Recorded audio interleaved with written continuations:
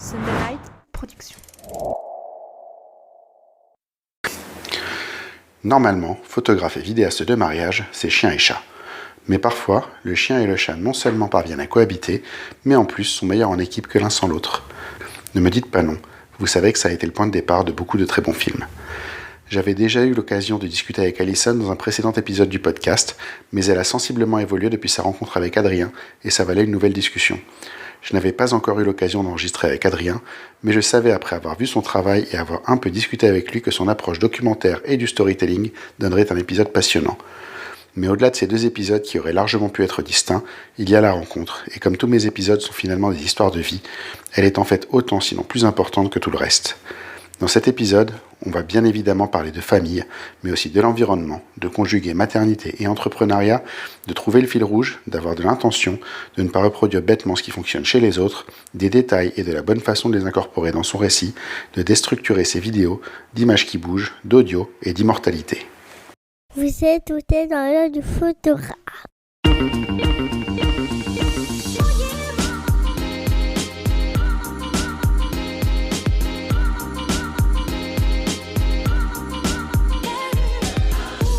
Bienvenue dans ce podcast par un photographe sur un vidéaste et une photographe pour les photographes.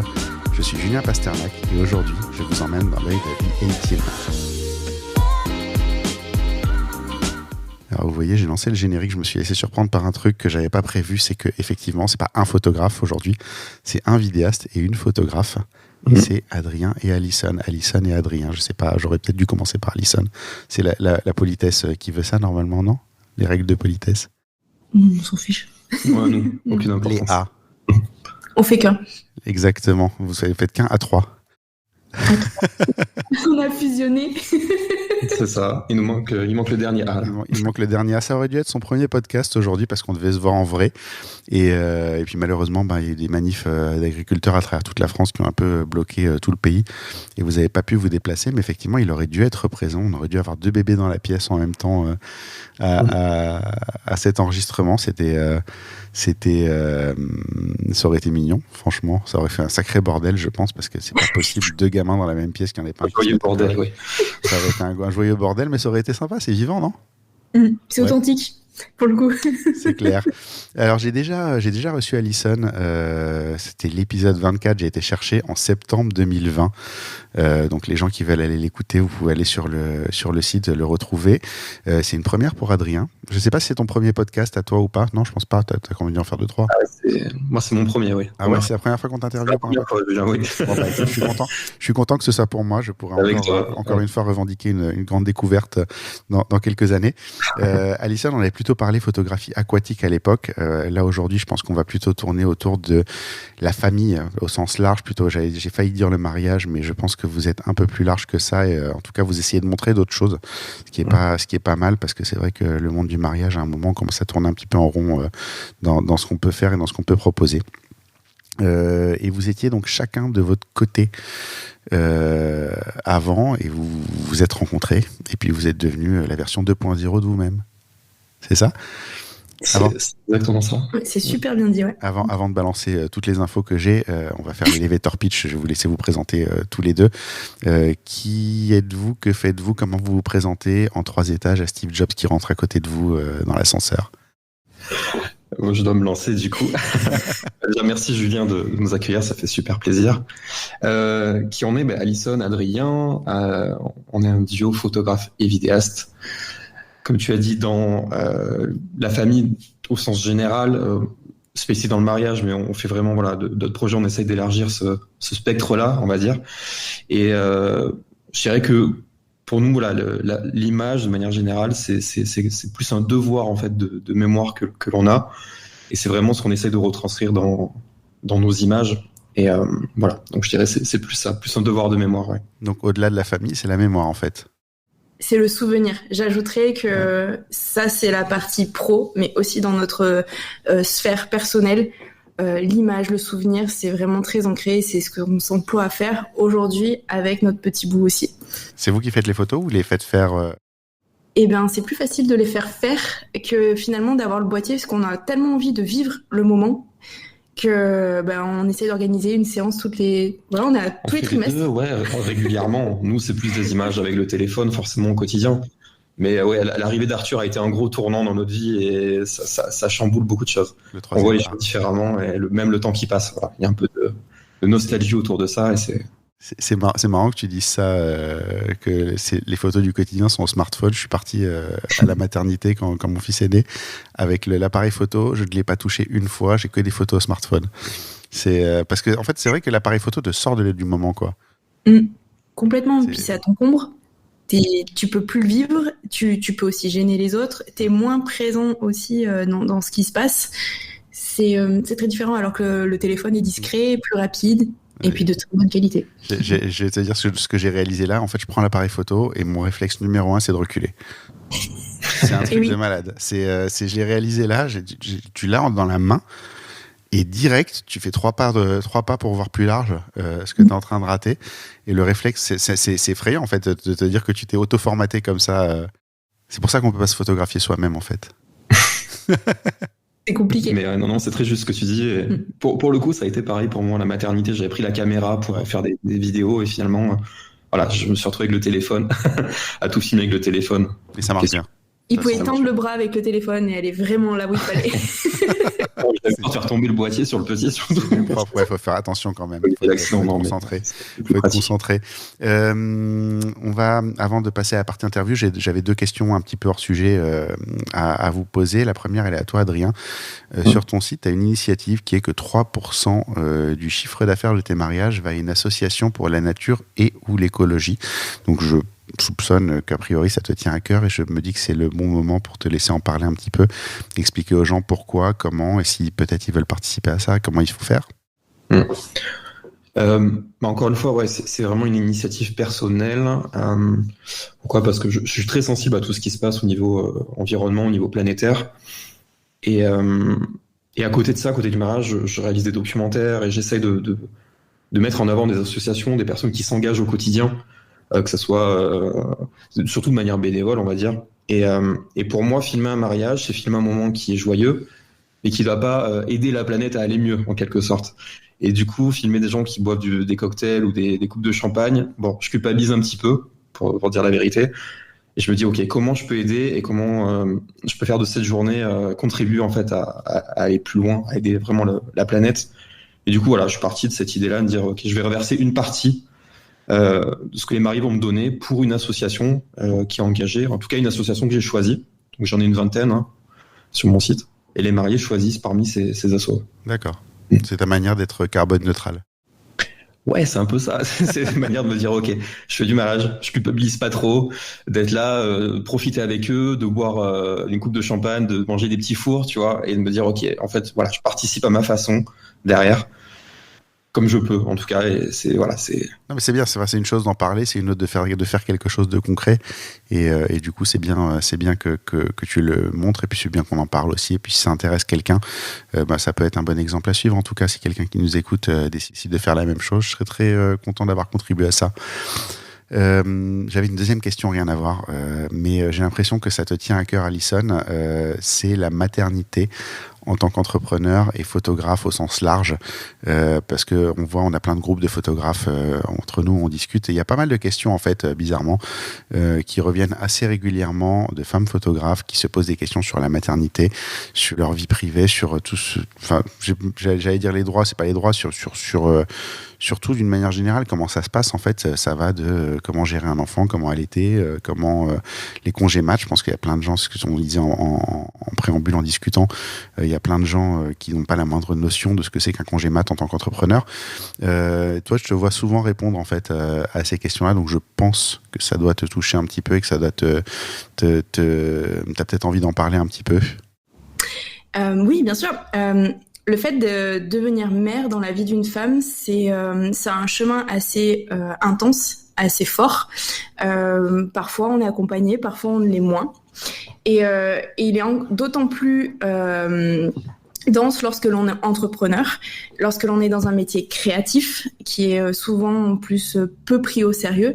Et dans mon cas, ce qui s'est passé, c'est que de vivre ma maternité, ça a été quelque chose d'assez extraordinairement fort, beau, joyeux, mais à côté j'étais vraiment seule et je manquais énormément d'informations, donc je me suis retournée vers un peu les copines photographes qui ont eu des enfants, mais qui étaient aussi dépassées finalement, qui connaissaient peu leurs droits, les informations, qui pouvaient me partager un peu leur organisation lorsqu'elles ont vécu ce moment-là.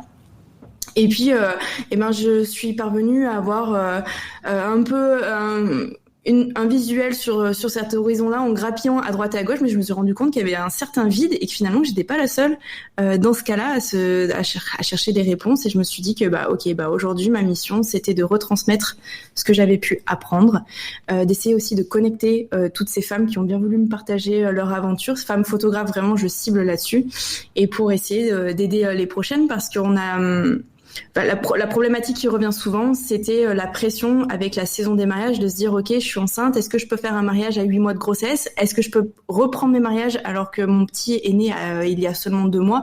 Voilà, tout ça c'est des problématiques qui sont loin d'être anodines, et je pense que la priorité pour une future maman, en tout cas pour une maman, c'est de profiter de sa famille et d'oublier un peu le côté entrepreneur.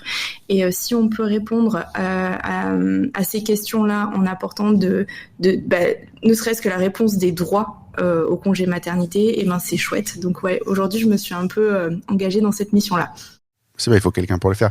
Comme il y a eu quelqu'un avant qui s'est investi dans les questions de la loi, les déclarations, les trucs, parce qu'il y a quand même, on est quand même un des rares métiers où on peut se lancer en n'ayant aucune notion de rien.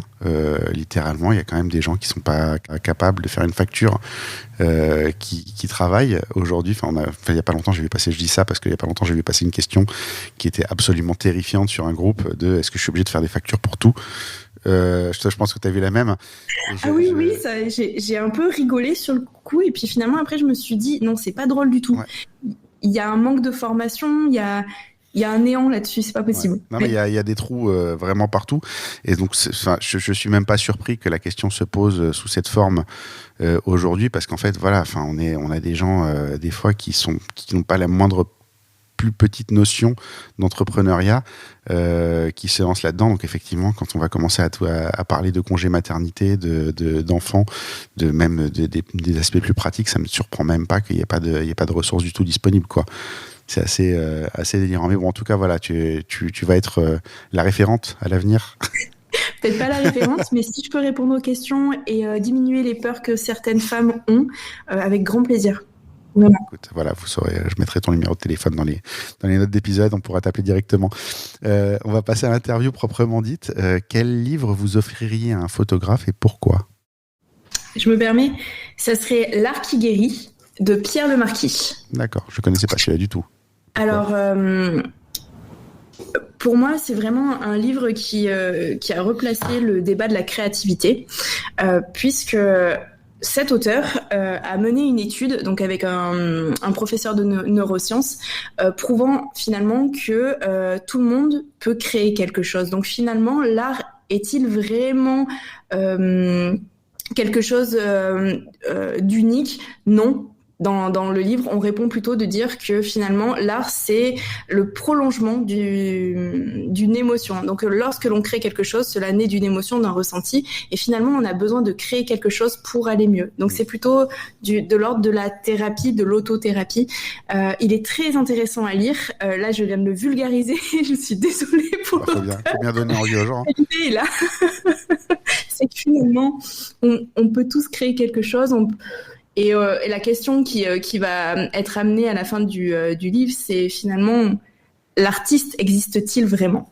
Voilà. Ouais. La question, on peut la poser dans l'autre sens aussi. C'est est-ce que si t'as rien à dire, c'est quand même de l'art, quoi ? C'est un petit peu une problématique de photographe aussi, c'est-à-dire le nombre de gens qui attrapent un appareil photo parce que c'est cool et qui font des photos et qui comprennent pas pourquoi c'est pas de l'art. Est-ce que peut-être ils ont pas zappé cette question ? C'est possible. Certainement. C'est quoi être créatif ? Vous avez 2 heures. 3 minutes. Si on va dans la logique de ce que je viens de citer, la créativité, c'est simplement exprimer quelque chose qui nous tient à cœur. Voilà, c'est sortir construire quelque chose de ses mains que l'on ressent en fait. Voilà, c'est vraiment ce que je dirais. Ouais, c'est vivre pleinement, tout simplement. Enfin, moi, je le vois comme ça. Quand on vit pleinement les choses, on est forcément créatif, ou en tout cas, on le devient. Ouais. C'est juste après le mettre en place, quoi. Qu'est-ce qui vous fait déclencher L'émotion. Adrien, je pense que c'est un peu différent parce que t'as pas la même, pas la même problématique de captation que nous, par exemple. Non, moi, je déclenche peu, mais longtemps. C'est la différence. J'ai vraiment plus cette approche de très reportage et en fait, j'ai peur d'oublier quelque chose. Ouais. Je suis nostalgique du temps qui passe et même pour les mariés, et j'ai vraiment envie de tout filmer, même si je vais utiliser que 5% des images ou 10%. J'ai vraiment envie de tout capter, donc j'essaie de capturer le maximum de choses le jour J. Tiens, d'ailleurs, dans le débat éternel, on revient avec 3000 ou 15 000 photos d'une journée de mariage. Toi, tu reviens avec quoi ?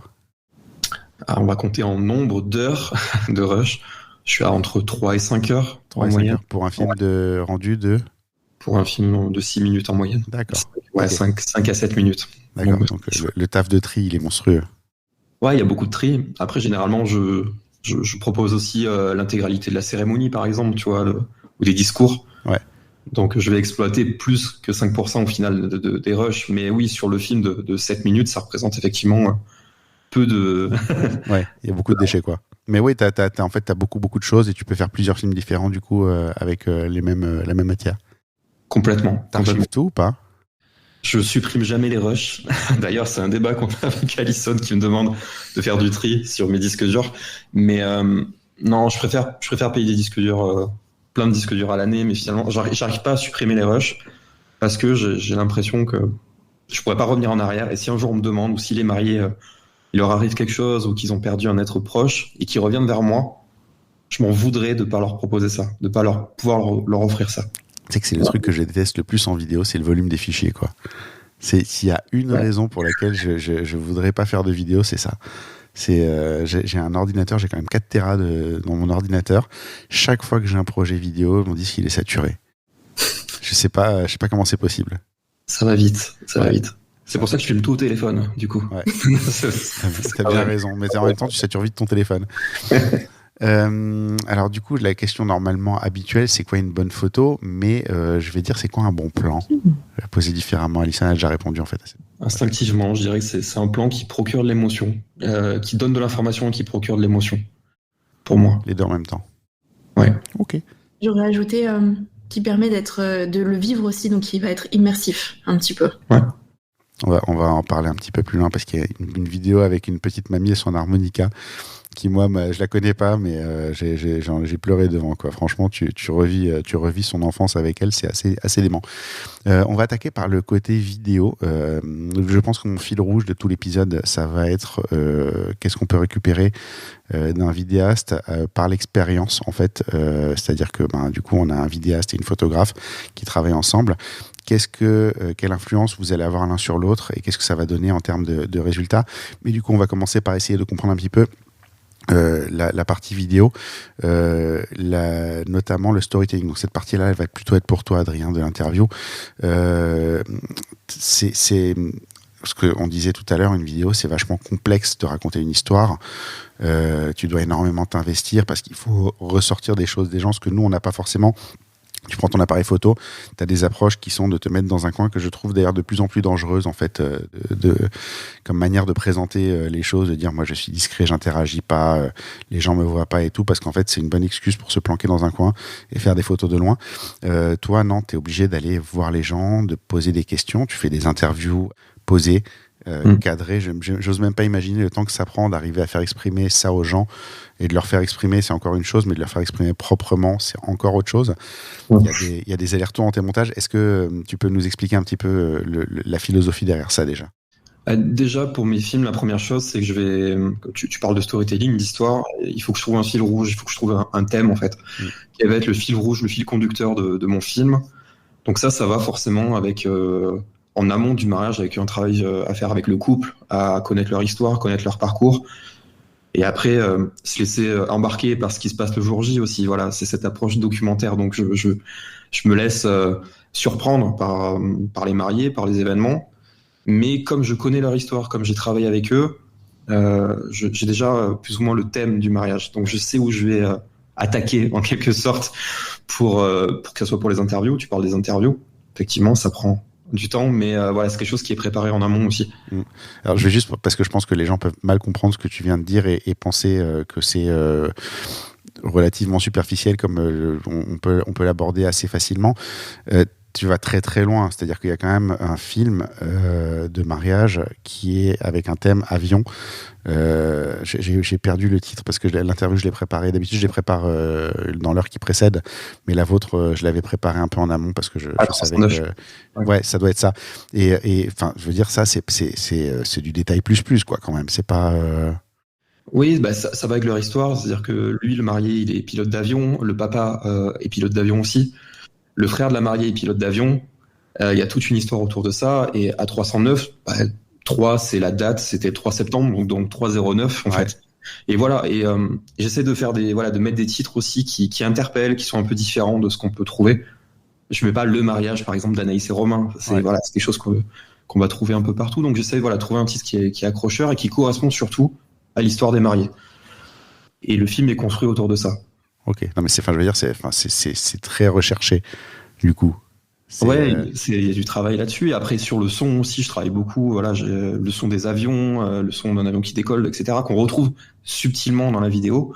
Mais il y a toute une histoire autour de ça. Et c'est un peu le fil conducteur. Ouais. Je crois qu'un jour on m'avait dit un truc, c'est une vidéo.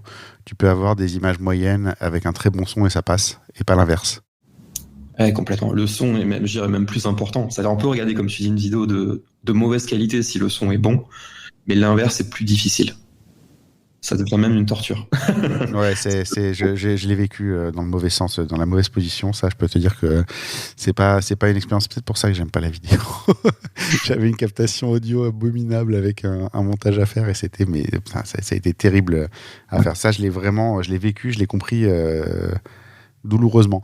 Ouais, donc t'as pas mal d'allers-retours dans le temps, parce que c'est un truc qui est vraiment spécifique à la vidéo que nous on peut difficilement jouer, sauf à faire un article de blog à la limite, tu vois, où t'as du texte avec, mais ça implique énormément de boulot parallèle en fait que nous on fait pas d'habitude, que toi tu dois faire dès le démarrage en fait.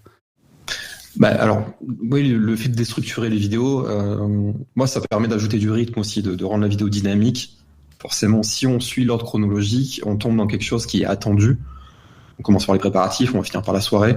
Donc j'ai envie de surprendre le spectateur aussi en créant du rythme. Après, il faut le faire si on a un fil conducteur, si on a justement un sujet tout au long de notre histoire, parce que sinon on peut vite se perdre dans quelque chose qui n'a ni queue ni tête, si je puis dire.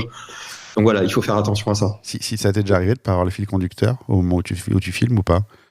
Oui, c'est déjà arrivé. Ouais. C'est déjà arrivé. Surtout sur les premiers mariages, j'avais pas ce travail-là, on va dire, sur l'histoire avec mes couples, sur le côté déstructuré, rythme de la vidéo.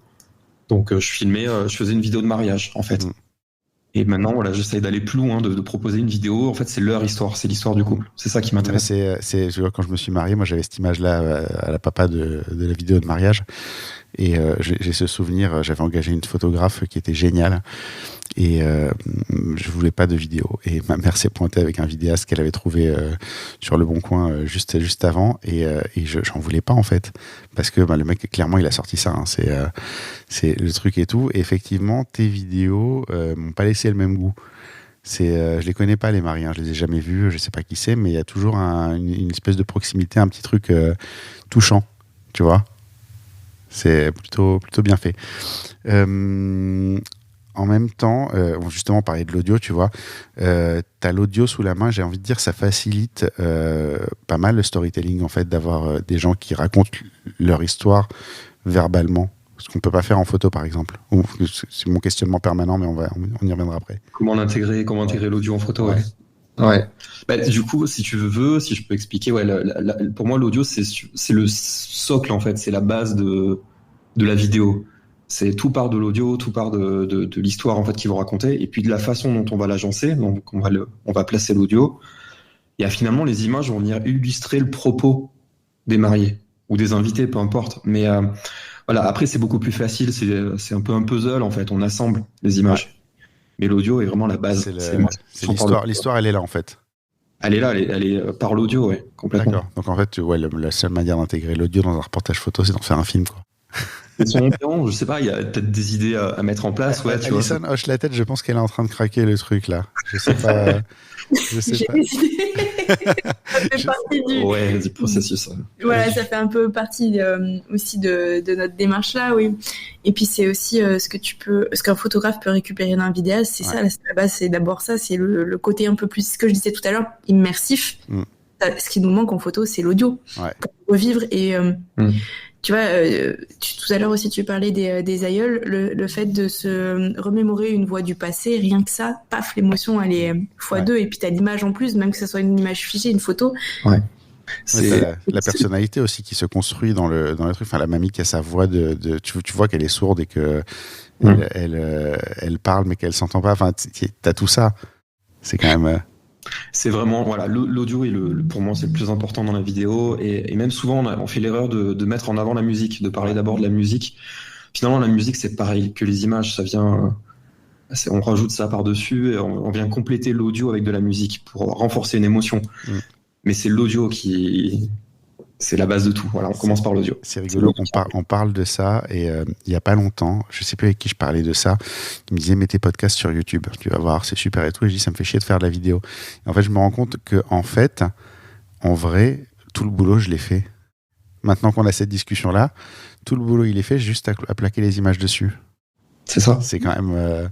Exactement. C'est facile, la vidéo, en fait. Ouais, en fait, vraiment, mais vous foutez vraiment rien. Hein, c'est... Mince, je suis démasqué. On est démasqué.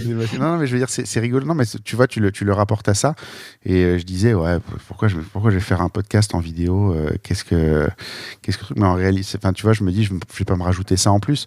Mais en réalité, on est exactement dans ce que tu es en train de dire. C'est-à-dire que finalement, une fois que j'ai monté l'audio, qu'est-ce que c'est en plus d'ajouter des images? En plus, c'est pas un montage compliqué parce que voilà, c'est juste ça. Mais c'est rigolo de te dire qu'en fait, la conversation tient sans image et peut être éventuellement un peu enrichie par l'image derrière, quoi. Je pense que le meilleur exercice, enfin, je vais prendre un exemple par rapport au cinéma, parce qu'Adrien me fait découvrir plein de films en ce moment.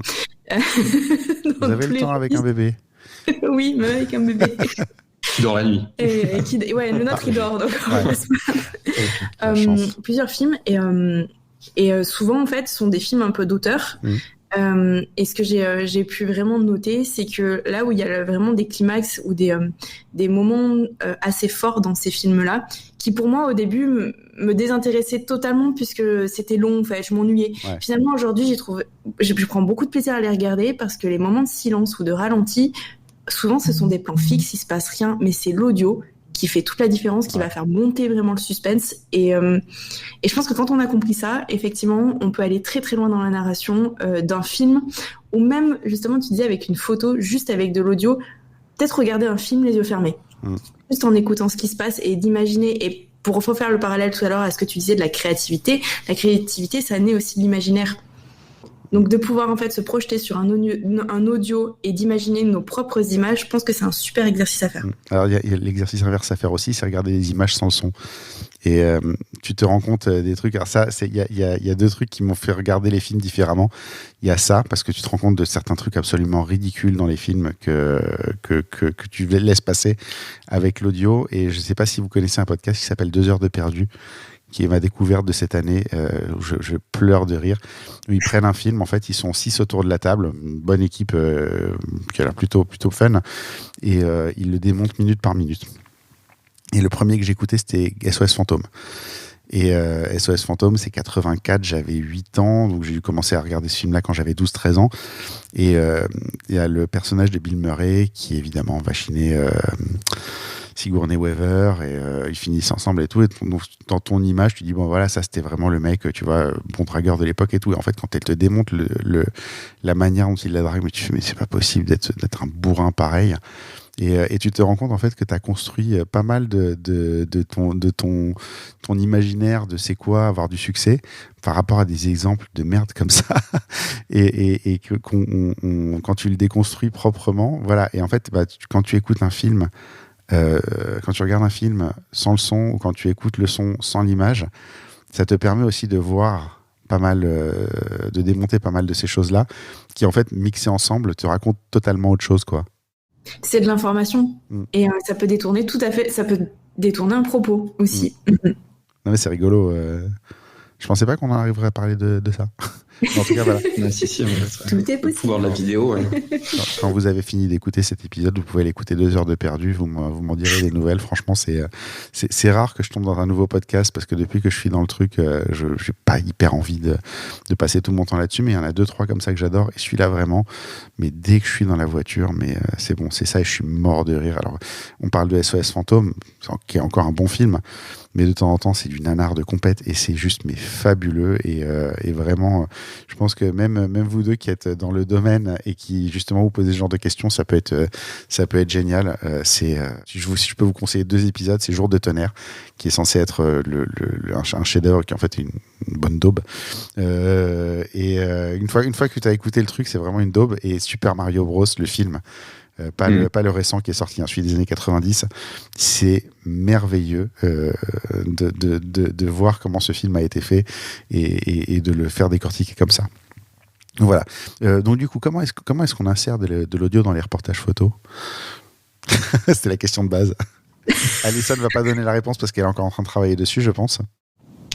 On va laisser parler l'imaginaire de chacun. Déjà, faut avoir un challenge pour le podcast. Déjà, faut avoir quelqu'un qui enregistre le son, je pense. C'est pas mal, ça aide. Ouais, tu vois, quelque chose, la première piste, moi, qui m'est venue en tête, c'était à chaque fois que j'étais en voyage, je prenais toujours mon téléphone en mode enregistreur vocal pour enregistrer les sons parce que j'avais peur d'oublier. Ouais. Et là où je l'ai plus fait, c'est pendant mon aventure en Antarctique. Ouais. Et tu vois, encore quand je les écoute, j'ai vécu une tempête assez perturbante. À un moment donné, on a pensé qu'on n'allait même pas revenir. Ouais. Et quand j'écoute ces sons-là, le moindre de craquement, la moindre vague qui vient vraiment taper contre la coque du voilier, ça me met les frissons. Et à ce moment-là, en fait, j'imagine moi ce que j'ai vécu, mais je me projette, par exemple, sur un diapo photo que je pourrais montrer et quelles images j'aurais envie de mettre là-dessus. Je pense que vraiment on peut chacun se construire nos bandes son. Il y avait une photographe qui faisait ça, c'était Sybille Rondeau justement, qui faisait du documentaire familial et qui avait une captation de son ambiant de tout ce qu'elle photographiait et après elle rendait un diapo photo là-dessus. C'était vraiment génial. C'est chouette à faire. Après, le nombre de photographes qu'on connaît, tu sais, ils sont dans une ambiance. Peut-être, tu sais, quand tu fais de la photo de voyage, tu mets ton enregistreur à l'épaule.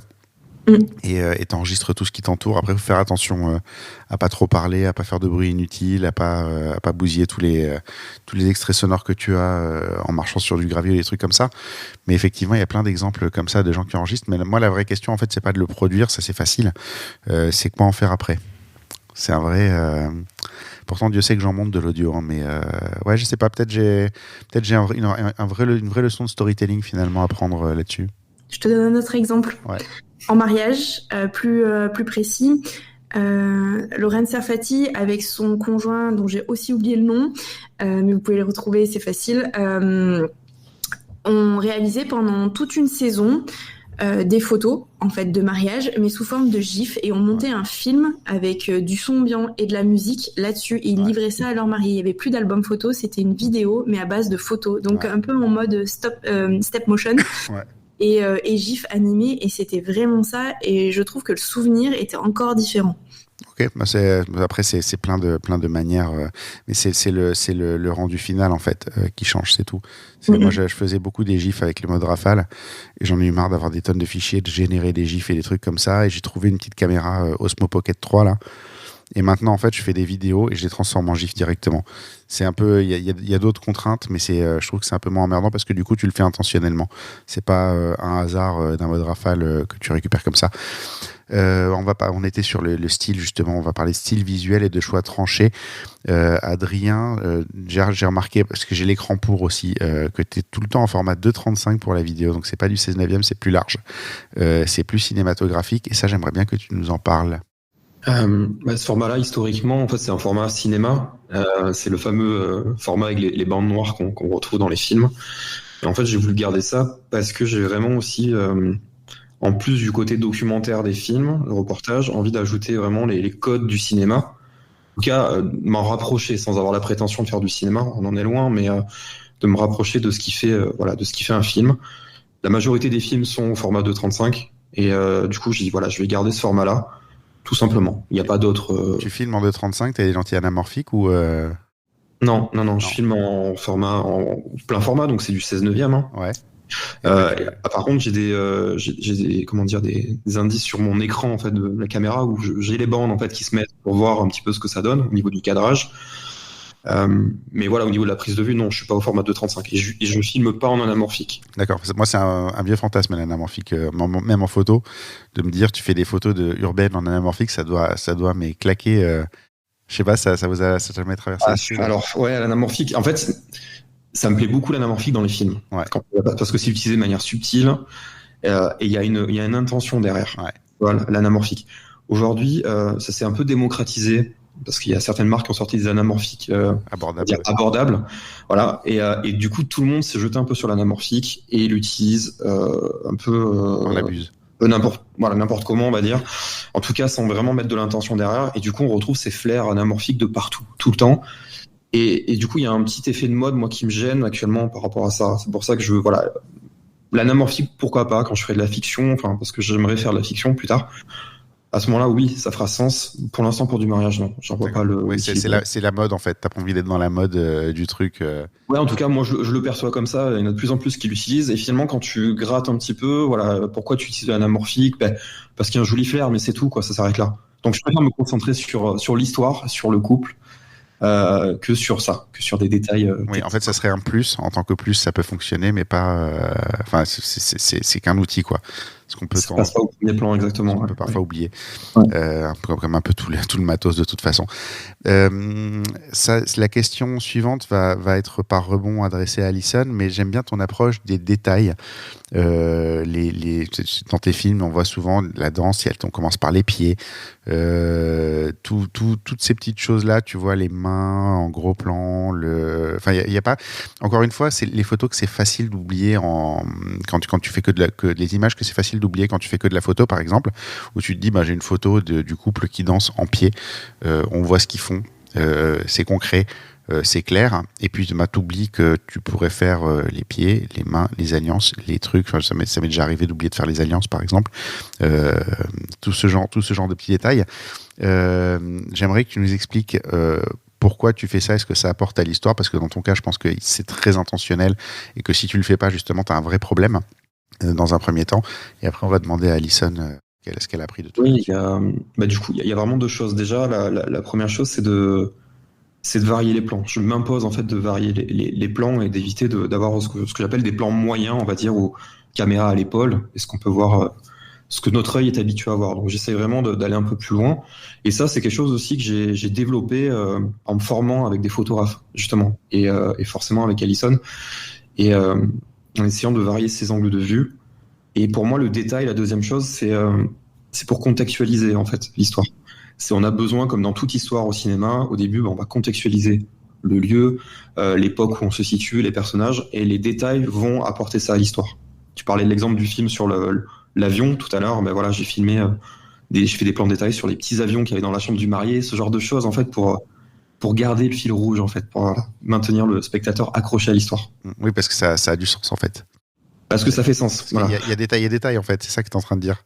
Ouais, en fait, encore une fois, ce qui ne sert pas l'histoire, la narration, pour moi, ça dégage, en fait. Voilà, il faut vraiment que chaque plan ait une utilité. S'il ne sert pas l'histoire et ma narration, il n'a rien à faire dans mon film, et du coup, faut que j'enlève. Oui, surtout que t'as que 6 minutes, ce qui est étonnamment court. C'est court et c'est long à la fois, tu vois. 6 minutes, ça peut être très long à regarder. Ouais. Si t'accroches pas les 30 premières secondes, 6 minutes, ça peut être très long. Du coup, il faut arriver à accrocher, à garder le spectateur en haleine. Et c'est justement ces images de détail permettent d'accrocher le spectateur aussi. D'accord. Et tu disais que c'est les photographes qui t'ont appris ça. Alors que moi, j'aurais plutôt tendance à croire que c'est de ton côté que c'était indispensable et que peut-être derrière, nous, on avait à récupérer des vidéastes. Alors, pas forcément que les photographes. Disons que les photographes, ce que j'ai beaucoup appris, c'est plutôt tout ce qui va être composition, cadrage. En fait, d'ouvrir son regard, tu vois, d'avoir un regard différent, de sortir de ce qui se fait dans le mariage. Parce que moi, forcément, la vidéo, quand j'ai commencé, je me suis formé avec ce que j'ai trouvé sur Internet, des vidéos, des formations en ligne. Et en fait, on est très formaté dans ce qui se fait un peu aux États-Unis, quoi. La robe de mariée, faut la filmer de telle façon, les préparatifs, ça se fait comme ça. Et finalement, 80% voire 90% des vidéos de mariage se ressemblent. si tu changes juste le couple, en fait, finalement, mais c'est toujours la même histoire. Avec l'IA, maintenant, ce serait beaucoup plus simple. Tu mets leur photo au départ, tu dis vas-y, insère-moi ça. Même plus, c'est ça. C'est tellement bien. Mais ouais, non, tu vois, donc ouais, vraiment, voilà, c'était d'avoir un autre regard, en fait. Et je trouve qu'en photo, vous avez vraiment besoin d'aller plus loin. Nous, on a le son, on a la musique, on peut raconter une histoire en mettant d'autres couches supplémentaires. Alors qu'en photo, vous avez que l'image qui est figée en plus. Donc si ta composition, ton cadre, il est pas bien avec ton image, il n'y a pas d'information dans l'image, ça ne marche pas. Et c'est pour ça que je parlais d'émotion et d'information tout à l'heure sur une image. Voilà, je vais retourner la question à Alison. C'est une très bonne réponse que tu as fait parce que c'est vrai que je suis focalisé sur ce que moi je vais pouvoir apprendre de toi et je me suis moins posé la question dans l'autre sens de ce que toi tu avais pu apprendre d'Alison, mais je la pose quand même à un moment. Déjà, Alison, est-ce que toi tu as récupéré ce genre de choses ou est-ce que c'est toi justement qui les as appris à Adrien? Comment ça s'est passé l'échange là-dessus? Ouais, je vais aller dans le prolongement de ce qu'Adrien vient de dire. Lorsque j'ai commencé la photographie, et notamment de mariage, j'allais naturellement vers les détails parce qu'effectivement, on a notre œil qui est nourri par tout ce que l'on voit à la télé, le côté romantique, les alliances, la robe, les détails, etc. Et puis petit à petit, tu te formes et puis tu as envie d'avoir des bonnes images. Donc moi, je suis plutôt partie dans le côté photojournalistique, très documentaire, très basé information, la bonne composition, la bonne lumière, le bon moment. Voilà, et finalement, je me suis un peu perdue. Perdue dans le sens où je faisais que ça. Donc oui, effectivement, dans tous mes reportages, il y avait des calques, il y avait des photos assez fortes, mais il y avait un peu moins d'émotion. Et le fait, notre rencontre avec Adrien m'a rapporté ça. Travailler ensemble et de voir lui aller chercher des détails constamment, et ben ça m'a donné envie aussi d'avoir des images un peu plus cheesy, un peu plus douces. Ouais. Mais la nuance que j'ai apporté là-dedans, c'est effectivement des détails, mais qui servaient l'histoire. Voilà, prendre une robe suspendue parce qu'elle est suspendue juste pour prendre la robe, non. Voilà. Par contre, prendre un détail de la robe parce qu'il y a une belle lumière, il y a un moment, peut-être qu'il y a une main qui va passer à ce moment-là. Oui, ok. Tu vois, c'est vraiment la nuance. Donc ça, l'apport de la vidéo qu'Adrien m'a apporté, c'est ça. Il m'a réapporté de la légèreté dans mes images et des photos essentielles que j'avais laissées trop longtemps de côté. Oui, parce que c'est vrai que des fois, on parle de détails. Tu sais, des fois, je me dis, il faut que je fasse plus de détails. Et en fait, je suis tellement obsédé par l'idée de faire plus de détails que je fais n'importe quel détail. Ben, c'est ça. Et dans une narration photo, ce qu'Adri a justement dit, c'est que nous, on n'a qu'une image. C'est-à-dire qu'il n'y a pas de son, rien. Donc, il faut que dans une image, il y ait quand même beaucoup de choses. Mais lorsque l'on regroupe les images, et là, pour le coup, c'est maintenant aussi, cette partie-là m'a permis en aquatique de travailler en série, puisque du coup, je peux travailler une série d'images et raconter une histoire en 10-15 images. Ça, c'est très intéressant. Et lorsque tu as une image forte avec beaucoup d'informations et après une image avec juste un détail ou un mouvement ou même du flou, parce qu'il faut dire qu'aujourd'hui je fais du flou dans mes images, c'est assez improbable, ça apporte de la légèreté, ça permet aussi aux spectateurs de respirer lorsqu'ils regardent le reportage ou la série en entier. Il y a vraiment aussi un repos de l'œil qui est essentiel et qui permet d'apprécier l'image d'après. Ouais. Et je pense qu'en vidéo, c'est pareil. Lorsque tu as des plans qui sont très intenses ou très, très, très serrés, et d'un coup, tu as un plan hyper large, tu as une respiration qui se fait. Ouais. Et je pense que c'est très complémentaire dans les deux. Et en même temps, ça se ressemble aussi. Alors, ça me fait poser une question, du coup. Avant de rendre, vous vous montrez l'un à l'autre et vous donnez les avis l'un à l'autre sur ce que vous allez rendre? On travaille ensemble, même. C'est pas forcément. C'est le processus créatif, il fait à deux, systématiquement. Et tout au long justement du montage, moi, pour la vidéo, en tout cas, je montre régulièrement des versions, on va dire, à Alison pour avoir un regard extérieur parce que je suis plongé dans mon montage, donc je vais peut-être oublier des choses et des choses qui me paraissent évidentes, du coup, elles deviennent moins avec le regard d'Alison. Et voilà, on construit comme ça les films et les reportages photos. Et c'est pareil pour la photo. Moi, quand on est en duo photo-vidéo, je vais regarder ce qu'il a fait en vidéo. Je vais peut-être supprimer des images qui desservent mon reportage pour être plus cohérente au film. Pareil au niveau de la colo. Et j'aime bien lui montrer aussi pour qu'il me dise si déjà moi ce que j'ai fait c'est cohérent, est-ce que ça se rapproche de ce qu'il a fait. En fait, on avance petit à petit, toujours à deux ensemble. c'est ce que je réalise. En fait, vous avez un truc qu'on n'a pas tous, c'est un regard confirmé à côté. Parce que des avis, c'est facile de les avoir. Des avis qui sont construits et dont on sait qu'ils sont basés sur quelque chose de concret, c'est pas la même chose, justement.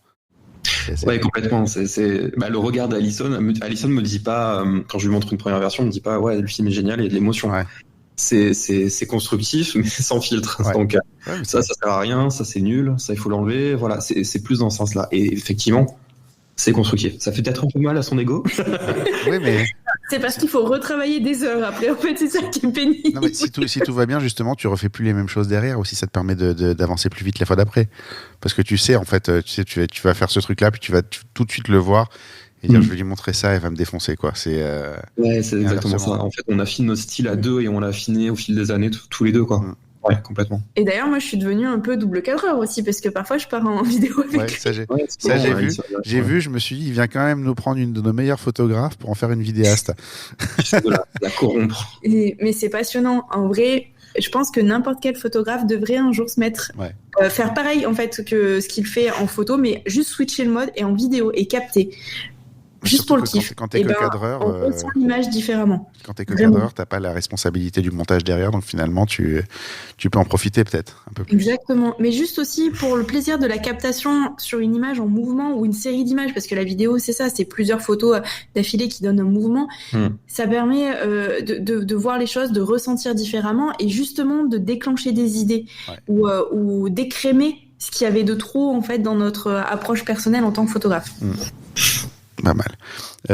Est-ce que vous vous inspirez l'un l'autre sur le jour J? Genre, il y en a un qui fait un plan et puis l'autre qui regarde du coin de l'œil qui fait putain, ça c'est pas con ça. Je l'avais pas vu. Totalement, complètement.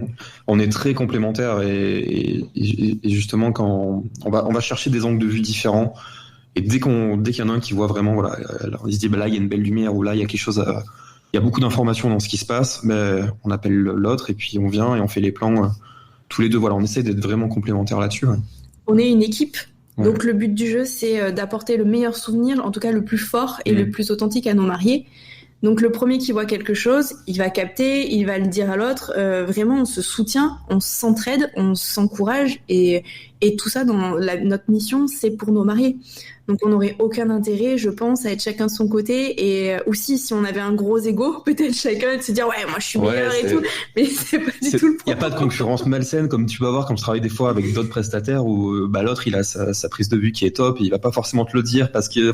C'est exactement à ça que je pense en fait. C'est que des fois, moi j'ai pas de binôme attitré en vidéo par exemple. Donc régulièrement je trouve avec des mecs que je connais pas. Alors souvent ça se passe bien, des fois ça se passe moins bien.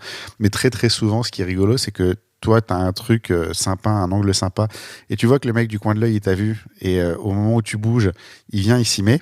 Souvent, il s'y colle d'ailleurs, et puis si toi tu veux revenir, bah tant pis pour toi, quoi. Et inversement, des fois, tu le vois faire un truc bien, tu fais putain, c'est malin ça, et t'y vas. Mais il y a toujours ce côté rivalité, effectivement, quand tu fais ça. Un peu page blanche de l'école, tu sais, où tu regardais sur le voisin pour. Tu copies un petit peu ce qu'il fait, et du coup, vous avez ça de manière saine, en fait. C'est ça, vous regardez pas du coin de l'œil, vous vous appelez littéralement, quoi. Et puis on va se féliciter, on va Ouais, au contraire, on va se dire génial, bravo, t'as trouvé un plan qui est cool et merci top. Quoi, parce que ça va changer finalement mon film quoi. Je sais que ce plan-là, je vais l'utiliser parce qu'il est ouf quoi. Et ça nous hype même pour la journée parce qu'on se dit ah cool, là on a trouvé un truc cool, vas-y le prochain on va où tu vois, et t'as envie d'aller plus loin. Ça motive. T'as envie de t'aider, t'as cette satisfaction aussi de l'entraide, de vous être aidés l'un l'autre quoi. Okay. Ça aide beaucoup ouais.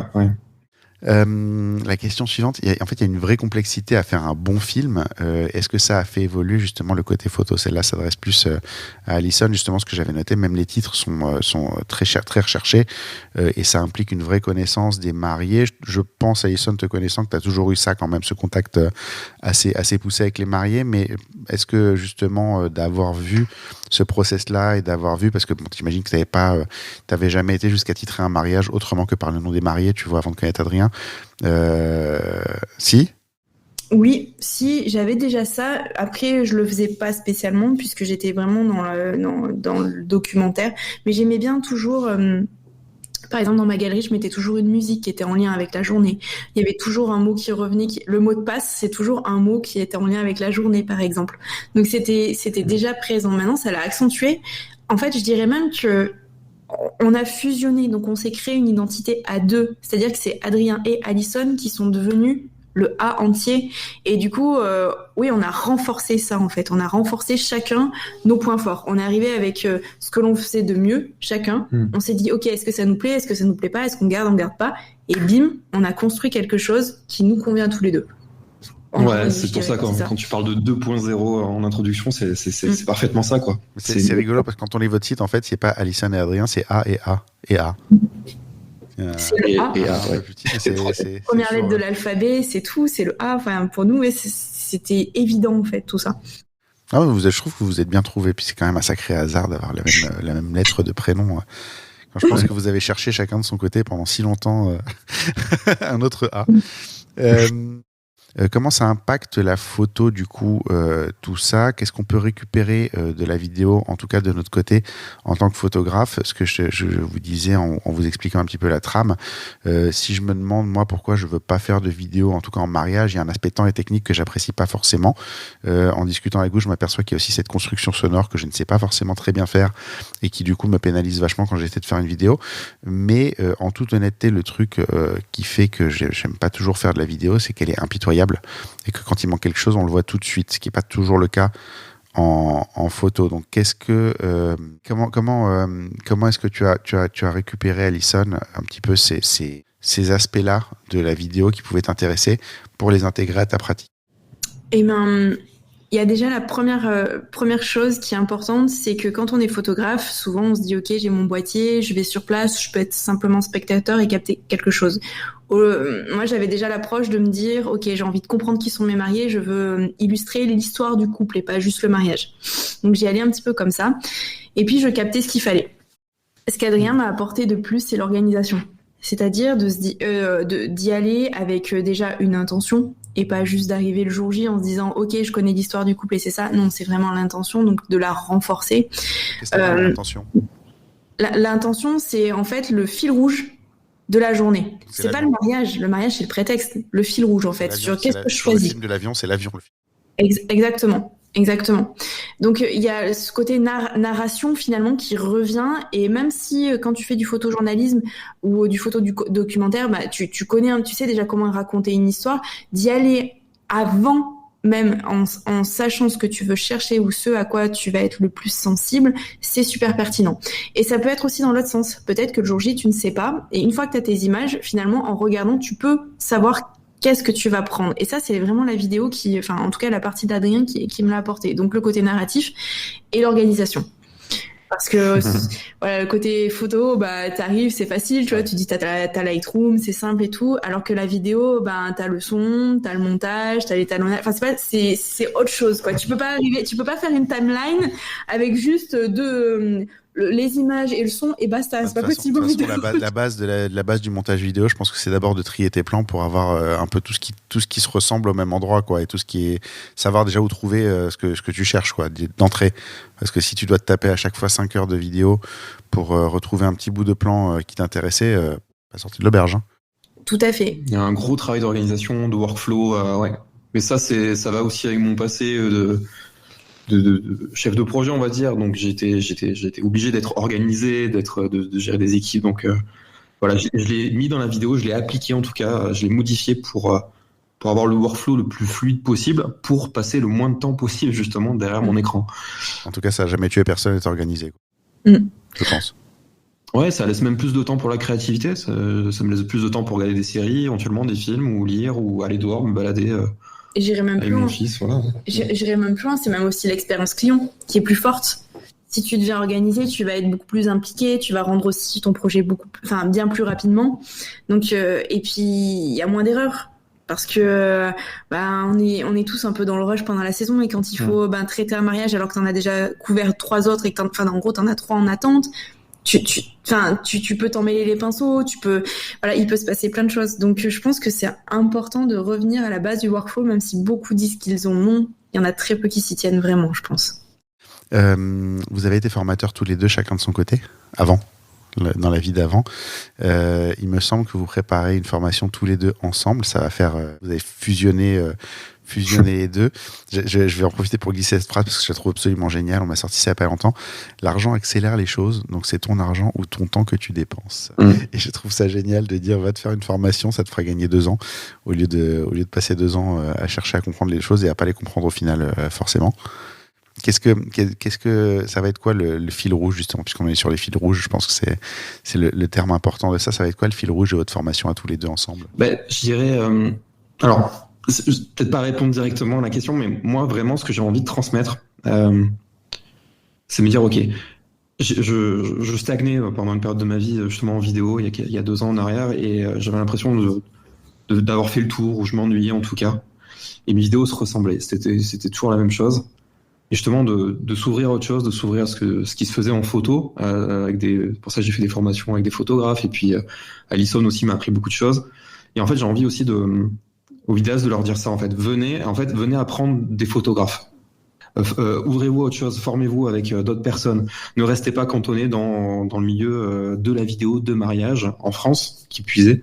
Voilà, essayez de vous ouvrir à autre chose. Et vraiment j'ai envie que les gens aient ce déclic-là, ils disent ok, mais en fait je fais de la vidéo, mais je peux le faire différemment. Je peux aller plus loin dans mes cadrages. Je peux aller plus loin dans l'intention que j'ai quand je filme. Et c'est vraiment ça que j'aimerais leur transmettre. En plus, forcément, de l'aspect organisation, workflow, technique pure, hein, on va dire, en vidéo. Mais voilà, c'est aller plus loin. Donc, pour moi, le fil rouge, je réponds pour nous deux, du coup, mais ça serait vraiment ça. C'est de s'ouvrir à autre chose, de sortir un petit peu du mariage. Et en fait, on va vraiment sortir les élèves de ce qui se fait dans le mariage, et les sortir de leur zone de confort aussi. C'est marrant parce que le nombre de photographes qui te disent qu'ils ont des influences cinématographiques et qui regardent avec dédain les vidéastes, en fait, y a un vrai truc à travailler là-dessus, non? Complètement. J'allais compléter ce que vient de dire Adrien. Pour moi, c'est la complémentarité photo-vidéo. En fait, on fait tous le même métier. On est dans l'image. Donc, l'idée, c'est aussi de fédérer ça.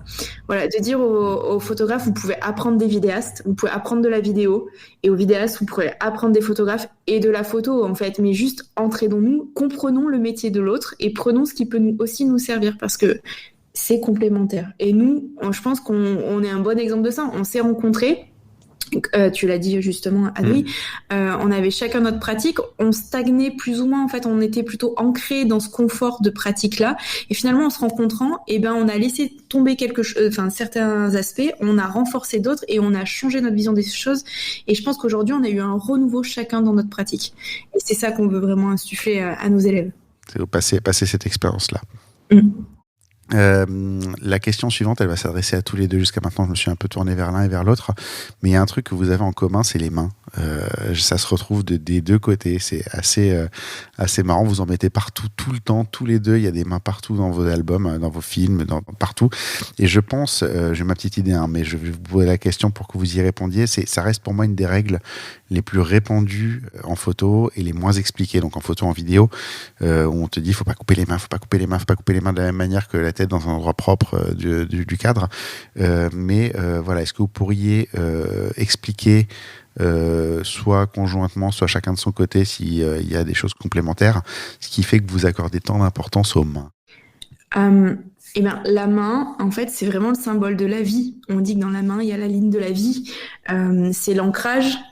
Lorsque tu as deux mains de deux personnes ou de plusieurs personnes, c'est vraiment la connexion, les liens qui se passent entre eux. La main est symbolisée dans l'art aussi comme le symbole de la liberté, de la beauté aussi. Souvent, elle vient appuyer un portrait.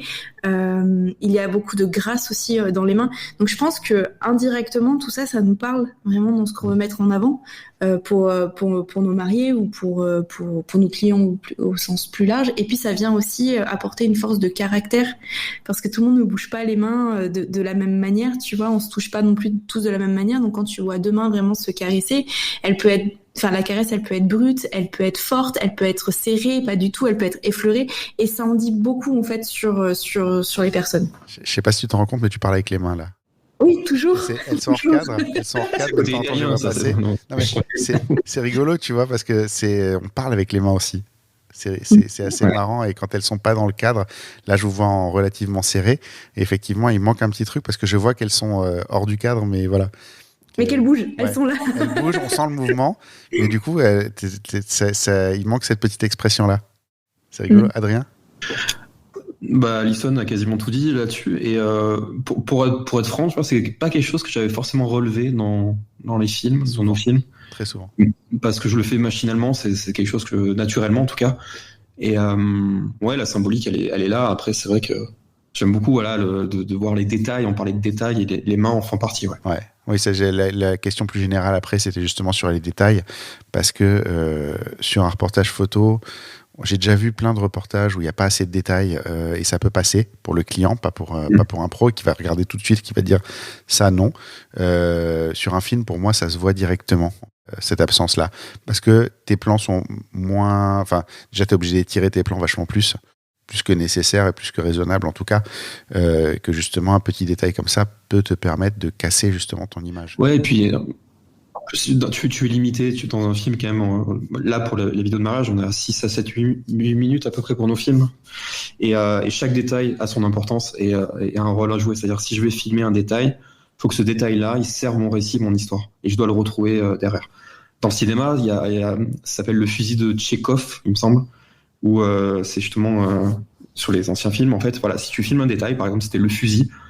Au début du film, tu vas retrouver le fusil par la suite. Ouais. Et si tu ne retrouves pas le fusil par la suite, le spectateur, il va être perdu, il va pas comprendre. Il va dire, mais en fait, il servait à quoi ce détail? Voilà. Et en fait, c'est pour ça que chaque plan dans un film est pensé à l'avance et va avoir son importance par la suite. Je suis sûr que le premier qui a fait une photo d'une robe de mariée suspendue à une fenêtre s'est dit ça, en fait. Non? On va la retrouver plus tard, la robe. Donc, quelque part... Bien sûr. On le retrouve forcément. Il y avait du sens la première fois. Après, le truc, c'est que ça a été répété. Enfin, je veux dire, comme tous les discours récupérés de marketing que tout le monde a recyclé à sa sauce. Enfin, aujourd'hui, tu prends à peu près tous les photographes ont à peu près le même discours. Et ceux qui sortent finalement vachement du lot, ils sont assez rares en réalité dans la manière de présenter. Parce que tu as justement quelqu'un qui a eu une bonne idée au départ et tout le monde l'a récupérée sans forcément la comprendre. Mais l'exemple de la robe suspendue, je pense qu'il est très très pertinent. Parce que est-ce que tu prends la robe, que ce soit en photo ou vidéo, peu importe, est-ce que tu captes la robe parce qu'elle est suspendue à un endroit avec un centre particulier qui a du sens pour tes clients et qui nourrit l'histoire, ou est-ce que tu la prends simplement parce qu'elle est là et qu'il faut la prendre? Et du coup, est-ce que c'est pas standardiser finalement l'image de mariage, que ce soit en photo ou vidéo, et du coup ça n'a plus aucun sens et du coup tu tombes dans le commun des mortels en fait, et donc du coup tes maris ne sont plus aussi uniques, singuliers que tu voudrais les mettre, que tu aurais voulu les... pardon, je n'arrive pas à trouver mes mots. Non mais cet exemple de la robe il est pertinent et j'en discutais justement avec un autre vidéaste qui est Meryl de Gordon, que j'affectionne particulièrement et que j'apprécie beaucoup, et qui disait justement dans une de ses vidéos, il avait pris une vidéo d'une robe qui était accrochée, mais elle était accrochée dans une douche en fait, et c'était pour montrer le côté, et puis c'était bordélique, et parce que les maris étaient bordéliques, et c'était un peu rock, tu vois, dans cet esprit-là, et du coup ça fait sens avec son histoire et avec la vidéo. Donc là c'est pertinent effectivement de le mettre. Ouais, mais c'est en même temps, quand tu dis ça, tu vois, des fois tu perds un peu le fil dans un mariage parce que tu as l'impression que c'est pas comme ça devrait être. En fait, c'est peut-être juste toi qui essaie tellement d'appliquer la recette qu'en fait, tu t'arrives pas à les suivre. Tout à fait. Ou alors qui est trop influencé par l'envie d'avoir des images badass. Ouais. Parce qu'on voit tous les autres avoir des images badass. Il y a aussi une motivation avec les réseaux sociaux. Ouais. L'image qui va faire des likes, etc. Et du coup, on oublie pour qui on photographie et pourquoi on photographie, ou pour qui on vidéographie. Enfin, c'est dans les deux sens, quoi. Ouais, non, mais c'est rigolo. Je revois des trucs des fois où ça partait pas comme je pensais que ça aurait dû partir, et du coup, t'as l'impression que tu passes à côté de quelque chose. Alors qu'en fait, c'est pas sur ça que t'es en train de passer à côté, c'est sur justement le fait que tu devrais te détacher de tout ce que tu sais pour t'adapter à ce qui est face à toi. On va passer à the question de l'épisode. Comment on bosse bien ensemble, photographe et vidéaste? On a tous des histoires de prestats horribles de chaque côté. Je veux dire, ça a été pendant longtemps mené par Mathias, d'ailleurs Calen, la grosse déconne de on s'entretue tout le temps et on en rajoute des tonnes. Et je crois que je lui répondais aussi pas mal à l'époque sur les groupes. Mais voilà, pourquoi un duo et comment vous faites justement pour que ça marche bien? Avant d'être un duo photo-vidéo, on est un couple surtout. Et au quotidien, en fait, quand on est en mariage, c'est le prolongement de notre vie, tout simplement du quotidien. On n'est pas d'autres personnes, on va pas jouer un autre rôle, on est tel que l'on est tous les jours. Et on est très respectueux l'un envers l'autre, on est bienveillant, on communique beaucoup aussi. Ça, c'est important. Et je pense que voilà, on l'applique en mariage. Donc pour nous, c'est hyper fluide et on s'engueule jamais en mariage. Ah, tu viens de tuer ma question suivante. C'est quelque chose, ouais, parce que voilà, même ça surprend d'autres binômes avec qui on a discuté justement, qui nous disaient que eux c'était un peu plus compliqué par moment, forcément, parce qu'il y a la tension, il y a le stress. Mais nous, non, on arrive toujours à être calme et à bien communiquer. Et il n'y a pas un mot plus haut que l'autre. Et au contraire, on est là pour se tirer vers le haut, tout simplement. Donc dès qu'il y en a un qui a un coup de moins bien, par exemple, qui est un peu fatigué, l'autre il va chercher un verre d'eau, il va le soutenir, il va lui dire là il y a un plan cool à faire, etc. Enfin voilà, on va vraiment essayer quoi. Parce que c'est je sais pas si pour moi la référence un peu là-dessus, c'est un peu les Two Man, tu vois, du duo, qui sont que photographes, mais qui travaillent ensemble, le couple qui travaille ensemble, et eux, enfin tu vois clairement qu'il y a en même temps il y a une rivalité entre les deux. Et ils sont hyper. Je pense que c'était des anciens coureurs, il me semble, où ils étaient dans un sport compétitif en tout cas, et qu'ils ont gardé ça. Et en même temps, il y a la compétition. En même temps, ils sont capables de s'entretuer sur un mariage ou sur un événement ou même pour rien en fait. Mais ils s'aiment, hein, c'est pas la question, mais ils sont capables d'être vraiment très durs l'un envers l'autre en pleine presta. Et c'est un petit peu malheureusement, j'ai envie de dire, parce que c'est les plus connus dans le milieu, l'exemple que tout le monde a l'impression de devoir reproduire. On parlait de reproduire, tu vois. Ouais. Je sais pas comment, si je le formule clairement, ma question. Si, je pense que tu as répondu à moitié, enfin, sur la réponse la plus logique, c'est qu'il y a une question de compétition. Il y a effectivement de l'ego qui peut rentrer en fait dans cette équipe et de vouloir faire la meilleure image que l'autre. Et c'est ce que je disais tout à l'heure, si on part là-dedans, c'est compliqué.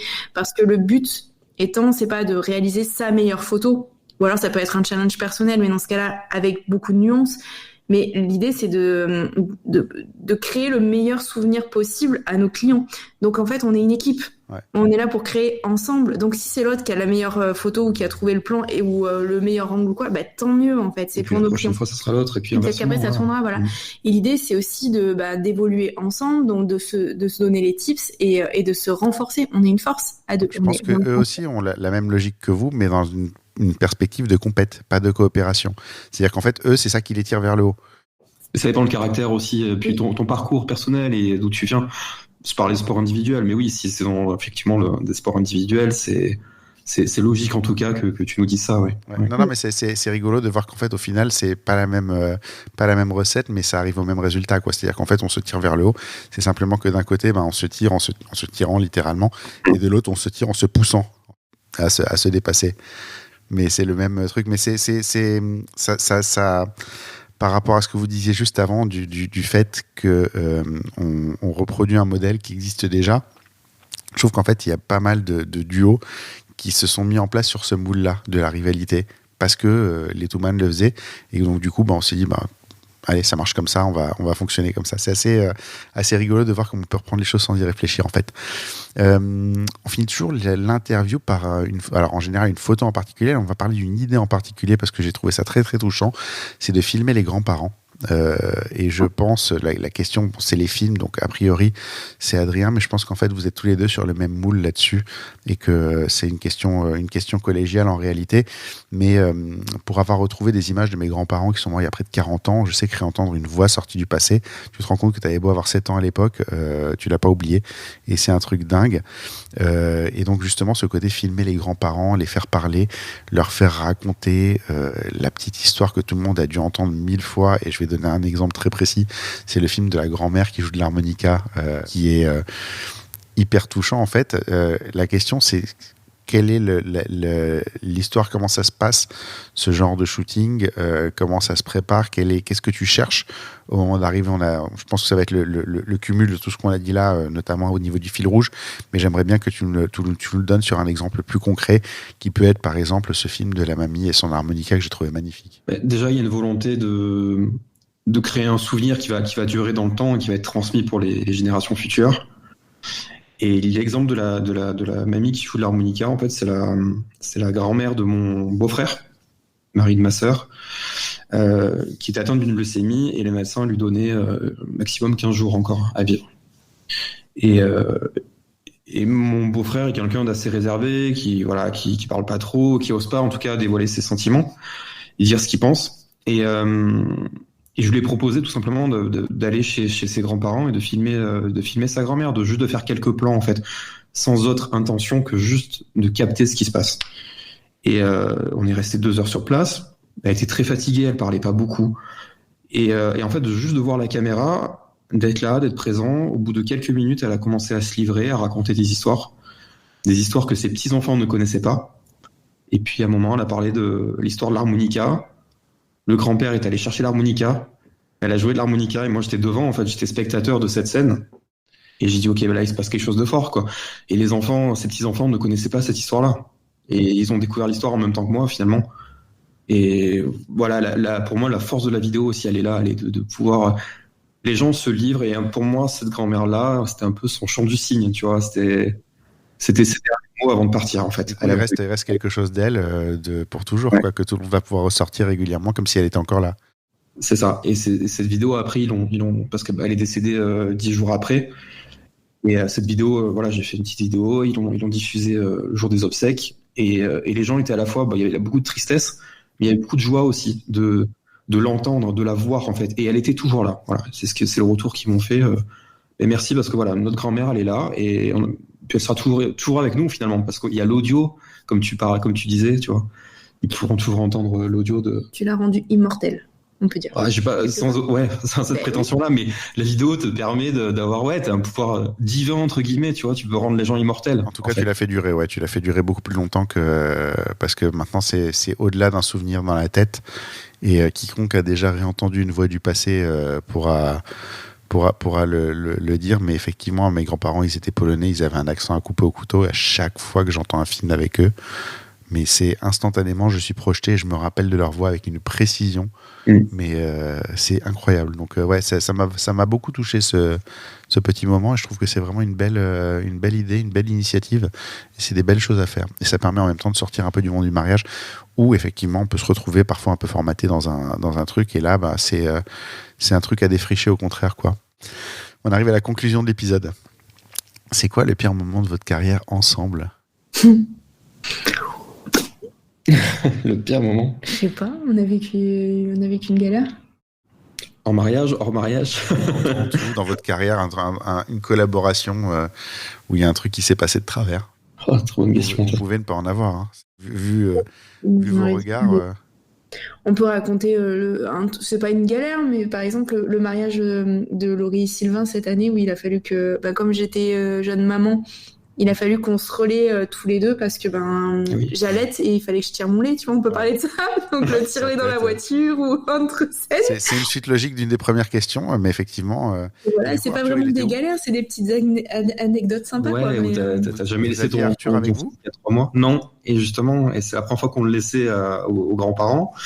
Il y a beaucoup de stress, donc on regardait souvent le téléphone, et du coup, finalement, on était là sans être là, parce que c'était tout nouveau, c'était la reprise aussi pour nous, et enfin, c'est un souvenir. C'était drôle. Plutôt drôle. Et c'était seulement 12 heures. Ouais. On rentrait le soir, donc c'était drôle. Normal. Non, mais la première fois, c'est toujours compliqué. On parlait en antenne des premiers jours de crèche, des premiers jours d'école, des premiers jours de CP. Vous allez voir, ça ne fait que de devenir de plus en plus difficile. Mais c'est des moments tendres, en fait. Mais c'est vrai que on sent qu'on a passé un cap, et ça fait peur. C'est quoi le meilleur moment de votre carrière collective? La naissance d'Arthur. Oui, c'est la naissance d'Arthur. La naissance du 3e A, de notre petite merveille, de notre fils qui symbolise vraiment notre union, et la fusion d'Alison et Adrien, quoi. Qui saura faire des photos et des vidéos à l'âge de 7 ans.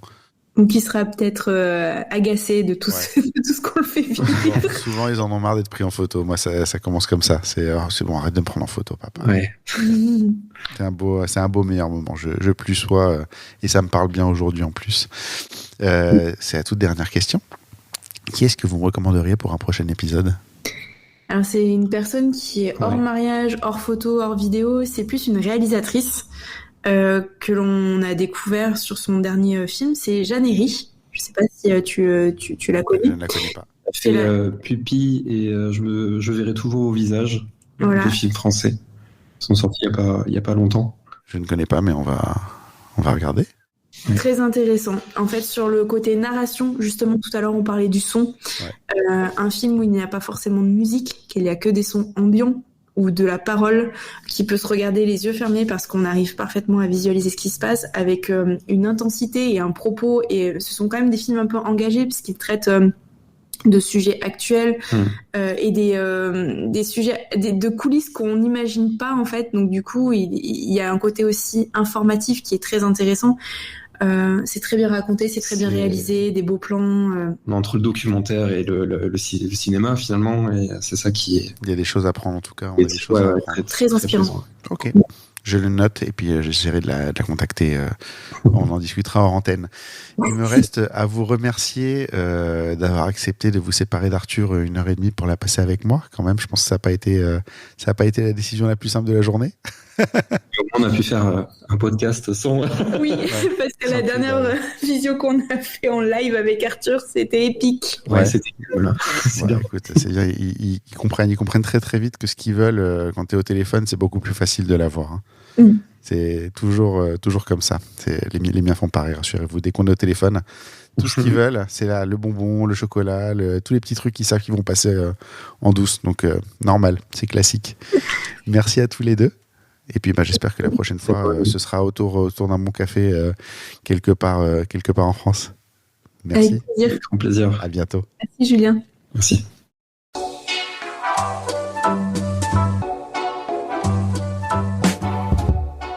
Merci d'avoir écouté cet épisode. N'oubliez pas de nous laisser une note et un commentaire sur Apple Podcast et Spotify pour nous aider à monter dans les classements. Vous pouvez également aller sur le blog Dans l'œil du photographe à l'adresse www.dlodp.fr. C'est tout pour aujourd'hui. On se retrouve au prochain épisode dans l'œil d'un nouveau photographe. Dans l'œil du photographe, merci, c'est fini.